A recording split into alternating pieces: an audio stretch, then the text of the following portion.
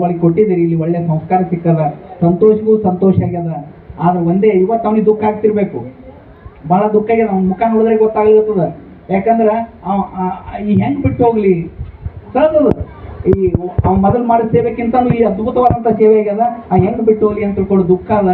ಆದ್ರೆ ಆ ದುಃಖವನ್ನ ಆ ಭಗವಂತ ಆ ಇಡೀ ಕುಟುಂಬಕ್ಕೆ ಆಯುರ ಆರೋಗ್ಯ ಭಾಗ್ಯ ಕೊಟ್ಟು ಆ ತುಂಬು ಶಕ್ತಿಯನ್ನ ಕೊಡ್ಲಿ, ಅವನಿಗೆ ಇನ್ನೂ ಒಳ್ಳೇದಾಗಲಿ, ಕುಟುಂಬದಿಂದ ಒಳ್ಳೇದಾಗಲಿ, ಅಲ್ಲಿ ಹೋದಂಥ ಶಾಲೆಗೂ ಅದ್ಭುತವಾದಂಥ ಶಾಲೆ ಮಾಡಲಿ ಅಂತ ತಿಳ್ಕೊಂಡು ನನ್ನ ಆಶೆಗಳನ್ನ ಇಟ್ಕೊಂಡು ಭಾಳ ಹೊತ್ತು ಮಾತಾಡ್ತೀನಿ.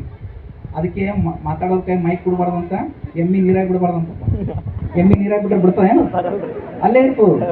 ಹಂಗ ಮಾತಾಡೋರ್ ಕೈ ಮೈಕ್ ಕೊಡ್ರೆ 2 ತಾಸು ಮಾತಾಡೋ ಮನುಷ್ಯ ನಾನು. ಹಿಂಗ ಅದಕ್ಕೆ ಲೇಟ್ ಆಗಿ ಬಂದದಕ್ಕೆ ಇನ್ನೊಮ್ಮೆ ಕ್ಷಮೆಯನ್ನ ಕೋರ್ತಾ ಮತ್ತೊಮ್ಮೆ ಎಲ್ಲ ಗುರುಗಳಿಗೆ ನೀವೇನು ಕೊಡುವಂತ ಗೌರವಕ್ಕೆ ನಾನು ಸದಾ ಕಾಲ ಚಿರಋಣಿಯಾಗಿರ್ತೇನೆ ಅನ್ನೋ ಮಾತುಗಳನ್ನ ವ್ಯಕ್ತ ಮಾಡಿ ಎಲ್ಲ ಉಪನಾಳ ತಂಡದ ಎಲ್ಲ ಹಿರಿಯರಿಗೂ, ಮುದ್ದು ಮಕ್ಕಳಿಗೂ ಮತ್ತೆ ಈ ಶಾಲೆಯ ಕಾರ್ಯಕ್ರಮ